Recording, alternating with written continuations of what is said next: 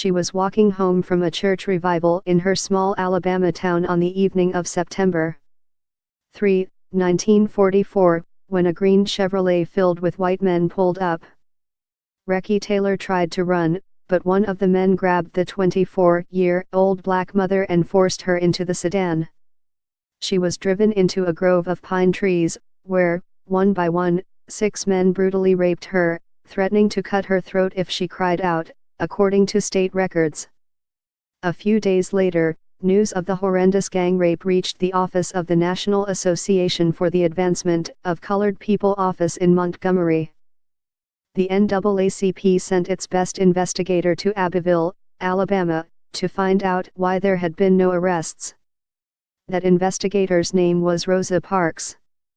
More than a decade before Parks became a civil rights hero for refusing to give up her bus seat to a white man, Parks led a national campaign against sexual assaults on black women.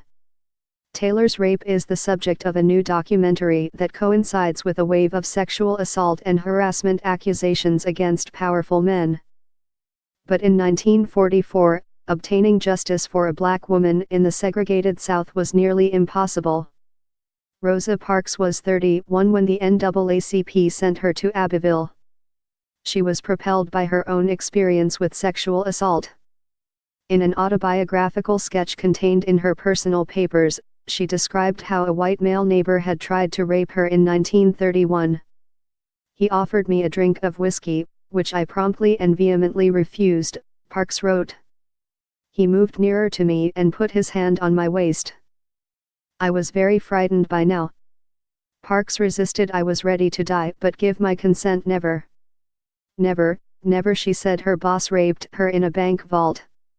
Her sexual harassment case would make legal history. In Abbeville, Parks found Taylor at her home, a cabin on a sharecropper's plantation. Parks took notes as Taylor described the assault.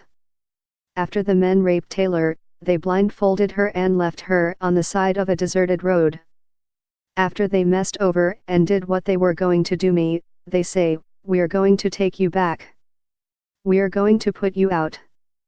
But if you tell it, we're going to kill you," Taylor remembered in a 2011 interview with NPR's Michelle Martin when Taylor was 91. About 3 a.m., Taylor's father, who had been out searching for her, saw his daughter staggering along the highway. Recky Taylor's friend, Fanny Daniel, who witnessed the abduction, had already reported the kidnapping to Will Cook, a former police chief who also owned a store. Taylor and her father reported the assault to the then local county sheriff, Louis Corbett.